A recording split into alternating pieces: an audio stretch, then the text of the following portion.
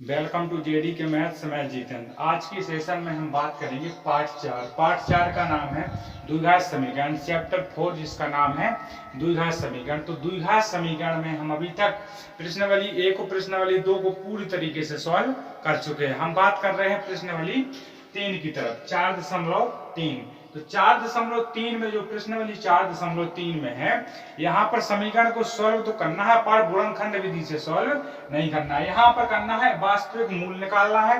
वास्तविक मूल है तो उसके हल निकलेंगे 2।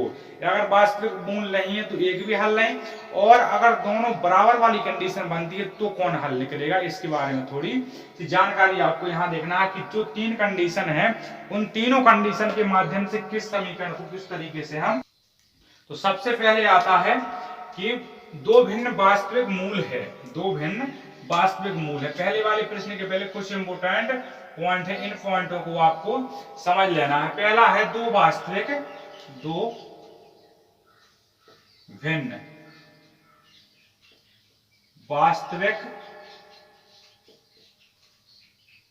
वास्तविक मूल होते हैं। जब वास्तविक दोनों मूल होते हैं तो इसके लिए कंडीशन कौन सी समीकरण को सॉल्व करने पर बनेगी। तो वास्तविक मूल ज्ञात करने के लिए द्विघात समीकरण का, द्विघातीय समीकरण का एक सूत्र होता है जिसे बोलते हैं b² - 4ac। अगर इस समीकरण में इस सूत्र में मान रखने पर अगर इस सूत्र के जो समीकरण का मान रखने पर वो 0 से बड़ा होता है, अगर वो 0 से बड़ा होता है तो ये बनती है पहली वाली कंडीशन। तो ये पहली वाली कंडीशन बनेगी, यानी दो भिन्न जो वास्तविक मूल आएंगे वो दोनों भिन्न भिन्न आएंगे, मतलब दो आंसर आएंगे जो मूलों के दोनों आंसर भिन्न भिन्न आएंगे। फिर कंडीशन नंबर दूसरी बनती है, जो पहले होता है, पहले लगता है बड़ा। आपको अगर बड़ा वाला चिन्ह और छोटा वाला चिन्ह पता नहीं है तो इसकी हमने बहुत ही बेहतरीन ट्रिक, हैवी ट्रिक बनाई है जिसके माध्यम से आप बड़ा है छोटा है बराबर के चिन्ह सभी देख सकते हैं। फिर दूसरी वाली बनती है कि दो बराबर वास्तविक मूल, दो बराबर वास्तविक मूल। जब दो बराबर वास्तविक मूल हो, जब दोनों बराबर वास्तविक मूल हो तो बनती है b² - 4ac।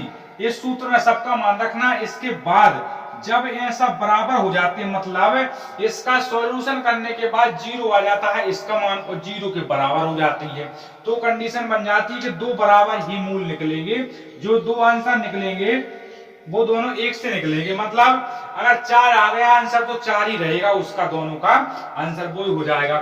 तीसरी कंडीशन निकलती है हमारी जे, कोई वास्तविक मूल नहीं होते। तो क्या कौन सी कंडीशन बनेगी यहाँ पर? यहाँ बनेगी b² - 4ac। जो सूत्र तो सब में लगना है। इसके बाद अगर छोटा होता है 0 से, मतलब किसी भी संख्या का मान माइनस में अगर आ जाता है, हल करने पर b² - 4ac एक द्विघात समीकरण को हल करने पर जब इसका मान 0 से कम हो जाता है, मतलब किसी भी संख्या का मान जब माइनस में आ जाता है उसको वहीं छोड़ देना है, उसके बाद उसका सॉल्यूशन नहीं करना है। तो यहाँ आपकी ये 3 बातें हो जाती हैं, बहुत ही इंपोर्टेंट पॉइंट है। इन पॉइंटों को अगर आप अपने दिमाग में उतार लेते हो तो आपसे ये चीजें प्रश्नावली 4.3 बिल्कुल आसान तरीके से आप इसे सॉल्व कर सकते हो। तो इसका अगर मैंने स्क्रीनशॉट नहीं लिया है तो एक बार इसका स्क्रीनशॉट ले लीजिए। इसके बाद हम बात करते हैं कि इस प्रश्नावली में सवाल कैसे कैसे बनेंगे। तो सवाल, पहला वाला जो सवाल इस प्रश्नावली में बनता है वो है कि मूल की प्रकृति ज्ञात करना है। हमने इसको साफ कर दिया, अगर लिख रहे हैं तो ठीक है, तो थोड़ी बैक करके वीडियो को एक बार स्क्रीनशॉट ले लो। क्लास में नोट्स और कॉपी लेकर ही बैठना है, क्योंकि क्लास में बैठने का मतलब है पढ़ना। तो पढ़ना है तो बढ़िया तरीके से नोट्स और फाइल लेकर बैठना है, ठीक है। इसके बाद है प्रश्नावली। तो सबसे पहले प्रश्नावली में सवाल है, निम्न द्विघात समीकरण के मूलों की प्रकृति ज्ञात कीजिए यदि मूल का अस्तित्व है। यदि मूल का मतलब है कि जो हमने 3 कंडीशन देखी हैं, इन तीनों कंडीशन में से अगर एक कंडीशन जो आखिरी वाली है जो 0 से छोटी होती है, अगर वो कंडीशन नहीं आती है और बराबर वाली और बड़ी वाली कंडीशन आती है तो हम समीकरण को सॉल्व करेंगे बहुत ही आसान तरीके से। तो सबसे आती है पहली निम्न द्विघात समीकरण के मूलों, देखो निम्न द्विघात समीकरणों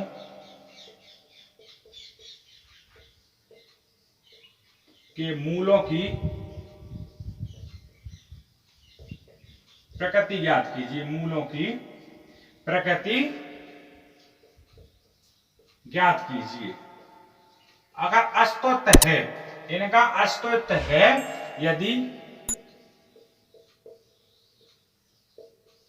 यदि मूलों का अस्तित्व है, यानी मूलों का अस्तित्व है, यदि मूलों का अस्तित्व है तो उन्हें ज्ञात कीजिए। तो उन्हें ज्ञात कीजिए। तो उन्हें ज्ञात कीजिए। ये आपका सवाल है। और मूलों के अस्तित्व की जानकारी के लिए हमने 3 पॉइंट ही इसीलिए बताए हैं। तो इन 3 पॉइंटों का सबसे पहला वाला सवाल जो है वो 2x² माइनस 3x प्लस 5 बराबर 0। सबसे पहला ये सवाल है। इस सवाल को सॉल्व करेंगे। अगर यहां तक वीडियो और क्लास बिल्कुल आसान साधारण तरीके से समझ में आ रही है तो वीडियो को लाइक कर दो और शेयर कर देना है तथा चैनल को सब्सक्राइब करके रखना। इसके बारे में हम बात करेंगे कि 2x² माइनस 3x प्लस 5 बराबर 0। तो इसको सॉल्व करेंगे तो यहाँ सबसे पहले देखना है कि द्विघात समीकरण का फॉर्मूला क्या होता है। तो द्विघात पहले डालेंगे हल। हमने लिख दिया 2x² माइनस 3x और प्लस 5 बराबर 0।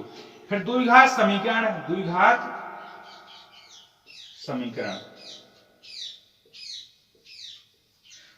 समीकरण का सूत्र होता है ax² plus bx plus c बराबर 0।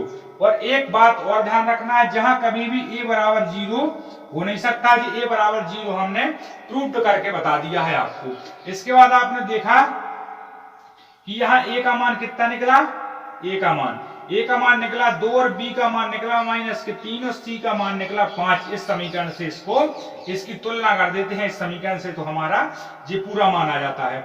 फिर दूसरी बात यह है कि द्विघात समीकरण को किस तरीके से हम सॉल्व करेंगे वो हमने मूलों की प्रकृति में एक बार सूत्र बता दिया है आपको। तो यहाँ देखो b² minus 4ac, b² minus 4ac, तो b का मान है -3 तो -3 का होल स्क्वायर माइनस 4 गुणे 2 गुणे 5।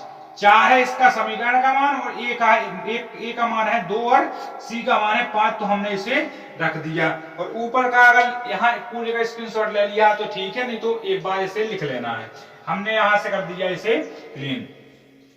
इसके बाद हमने देखा कि यहां तक हो गया है। तो 3 का 3 में गुणा होगा, जब माइनस माइनस का गुणा होगा तो प्लस। अगर माइनस माइनस के आप अभी जो चिन्हों को पता नहीं है कि माइनस का माइनस किसके ऐसा होता है, तो हमने गुणांकों की प्रकृति के बारे में क्लास डाल दी है जिसमें सभी चिन्हों के बारे में कैलकुलेशन करके हमने बताया। तो वहां वो क्लास आपको अटेंड कर लेना है, डिस्क्रिप्शन बॉक्स में उसकी लिंक पड़ी है।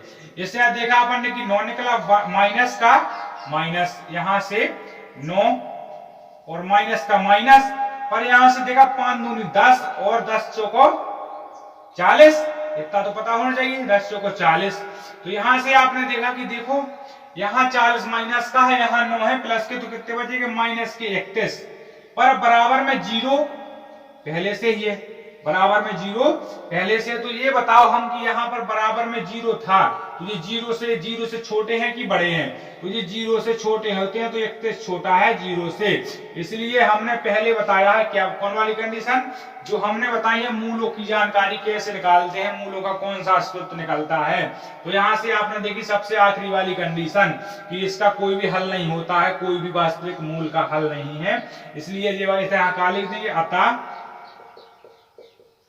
द्विघात समीकरण का कोई वास्तविक मूल नहीं है, कोई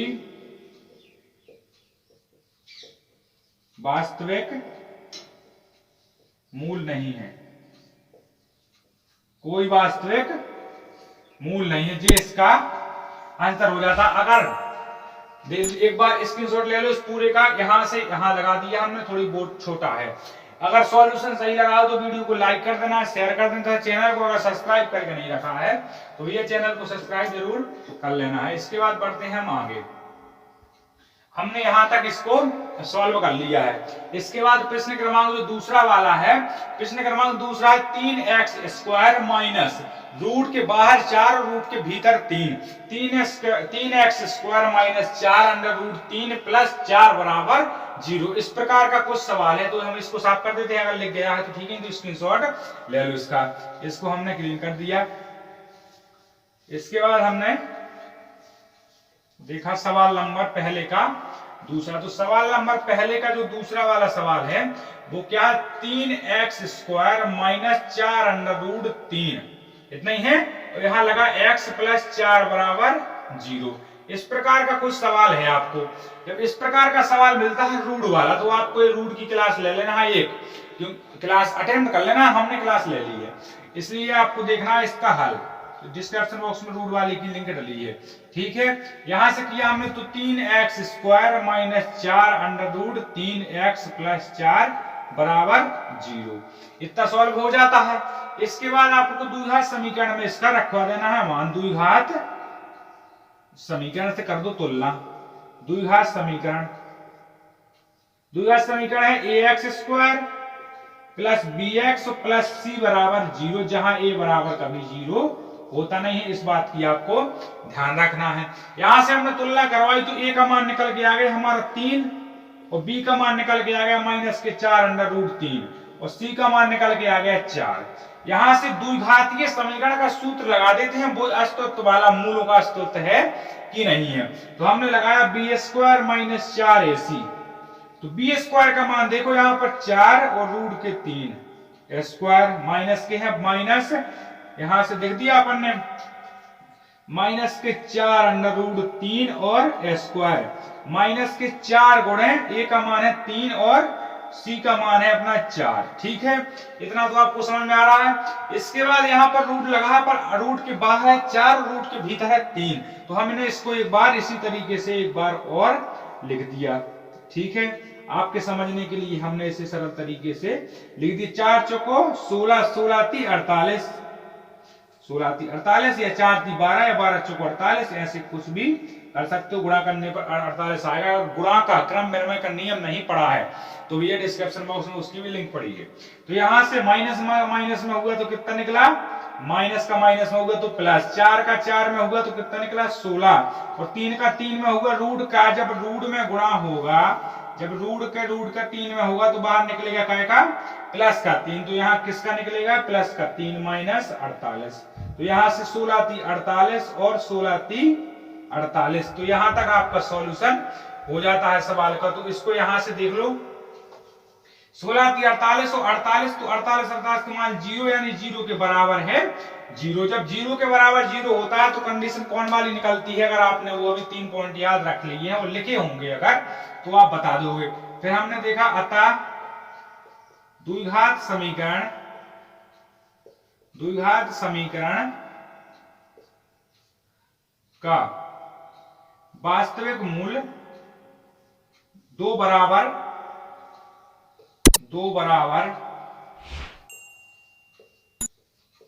वास्तविक मूल है। इसके जो भी आंसर आएगा वो दोनों आंसर बराबर में आएंगे। तो इसको आगे करेंगे हम सॉल्व। यहां तक लिख गया तो स्क्रीनशॉट इसको ले लो और इसके बाद बढ़ते हैं हम आगे। इसके बाद आगे बढ़ने के लिए थोड़ी सा ऊपर से कर देते हैं वैसे साफ।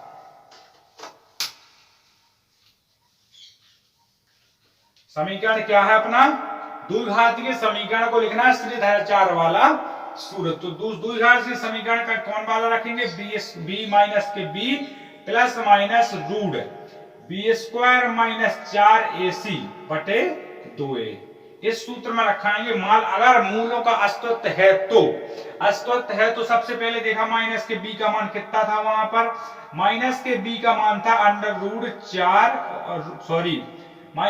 Under root 3। पर यहाँ भी माइनस का था, यहाँ भी माइनस का, तो माइनस का बाहर रहेगा और माइनस का भीतर रहेगा, फिर माइनस माइनस का गुणा हो जाएगा। यहाँ प्लस माइनस और यहाँ से निकला था पूरा पद जीरो, ये वाला पूरा पद निकला यहाँ से जीरो। आपने एक बार देख लिया है, 2 का करा देंगे ए, तो ए का मान कितना निकला था अपना, ए का मान है 3। इतना तो आपको समझ में आ रहा है, बिल्कुल ठीक है। इसके बाद जब जी वाला पूरा पद जीरो हो जाता है तो जी पूरा पद जीरो है, तो इसे किस तरीके से लिख सकते हैं, इसको थोड़ी साफ कर देते हैं, अब कोई इसका काम नहीं है, आपने ये सब चीजें लिख ली होंगी।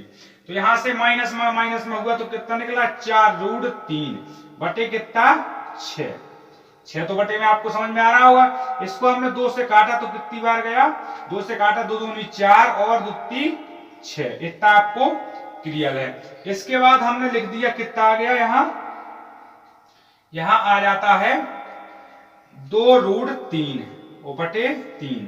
तो भैया जब रूट को अगर काटना है तो सही है, नहीं तो आपका आंसर ये हो जाता है। पर उत्तरमाला में ऐसा आंसर आपको नहीं मिलेगा। जब ऐसा आंसर उत्तरमाला में नहीं मिलेगा तो इसके लिए करेंगे कुछ इस प्रकार से। अगर 3 लिखे हैं, कहीं भी 3 लिखे हैं, तो अगर 3 को अगर ऐसे लिख दें, इस तरीके से लिख दें, तो कोई दिक्कत तो कोई है नहीं। जब √3 का √3 से गुणा होगा तो बाहर निकलेंगे 3, तो अपन इस तरीके से इसे लिख सकते हैं। अगर इस तरीके से इसे लिखा तो कितना 2√3, ठीक है। और √3 गुणे √3, तो √√3 से कट जाते हैं। जब √√3 से कट जाते हैं तो कितना बचता है, फिर नीचे जब नीचे ये सब कुछ कट जाता है तो इसके बाद यहाँ बचते हैं 2√3, और 2√3 के बाद कोई कोशिश नहीं है जो इसको काट दे। जब इसको नहीं काटेंगे तो 2 बराबर आंसर निकलेंगे, तो हमने दोनों बराबर आंसर कर दिए यहाँ, ये इसका आंसर है। तो पहले के दूसरे वाले का भी आंसर हो गया है। तो अगर क्वेश्चन का सॉल्यूशन सही लग रहा हो तो वीडियो को लाइक भी कर देना है और शेयर भी कर देना है, तथा अपने चैनल को सब्सक्राइब करके रखना है। आपका परिवार है यूट्यूब चैनल, इसको हम क्लियर कर चुके हैं। इसके बाद देखते हैं प्रश्न क्रमांक 3। तो पहले का जो तीसरा वाला सवाल है वो कुछ इस प्रकार से, 2x² - 4x + 3, 2x² - 4x + 3। तो इसको साफ कर देते हैं। और क्लास सही लग रही है तो भैया क्लास में पूरी तरीके से बने रहना है और वीडियो को स्किप नहीं करना है, बिल्कुल तरीके से नहीं। वीडियो को पूरी तरह से तो देखना है, अपने दोस्तों के पास इसे शेयर जरूर करते जाना है। इसके बाद देखा हमने तीसरा वाला पहले का। तो पहले का तीसरा है 2x² - 3x plus 2x² - 6x plus के 3 बराबर 0। इस प्रकार से कुछ सवाल दिया गया है आपको। इसको अगर सॉल्व करो आप तो देखो यहां से हल करेंगे इसे हम। 2x² - 6x प्लस के 3 बराबर 0, इस प्रकार से कुछ इसका हल करेंगे हम। हमने इसे हल किया तो द्विघात समीकरण आपको याद होना चाहिए। द्विघात समीकरण की अगर पहचान नहीं है पता तो हमने इसकी क्लास बना दी है, सबसे पहली क्लास है 4 पार्ट की। तो हमने देखा ax² + bx + c बराबर 0। तो जब a बराबर कभी 0 हो नहीं सकता है, जी आपको पता होना चाहिए। तो इस सूत्र से इसकी करा दो तुलना। जब तुलना कराई तो a बराबर आ गया 2 और b बराबर आ गया -6 और c बराबर आ जाता है 3। फिर द्विघात समीकरण में द्विघातीय समीकरण का जो सूत्र होता है, जो हमने प्रस्तुत करने के लिए बताया, उसको तो b² - 4ac, b² - 4ac, इस प्रकार का कुछ सवाल बनता है। तो हमने b का मान देखा कि -6 का होल स्क्वायर, -4 गुणे 2 का 2 कर दिया और 3 का 3 कर दिया, तो 6 × 36 बड़ा माइनस का माइनस, 3 दूनी 6 और 6 चौको 24। इस प्रकार से कुछ आता होगा आपका। 36 - 24, तो 24 में से 36 घटाओ, 36 में से 24, 36 प्लस के 24 माइनस के, तो बचते हैं काय के 12। तो 12, एक बात बताओ, 0 से क्या है, बड़ा है कि छोटा? 0 से बड़ा है। जब 0 से बड़ा है तो बड़े वाले के लिए कंडीशन कौन सी बनती है, ये आपको जो 3 पॉइंट सबसे पहले बताए उन तीनों पॉइंटों को एक बार रिवाइज कर लेना है। जब बड़ा है तो बनती है कंडीशन कि दो भिन्न भिन्न इसके वास्तविक मूल्य निकलेंगे। भिन्न भिन्न का मतलब है एक प्लस का निकलेगा और एक माइनस का निकलेगा, तो यहाँ प्लस और माइनस दोनों चलेंगे। तो इसके बाद देखते हैं, हम यहां तक लिख गया हो तो स्क्रीनशॉट इसका ले लो, ठीक है। इसके बाद हमने किया यहां से इसे साफ।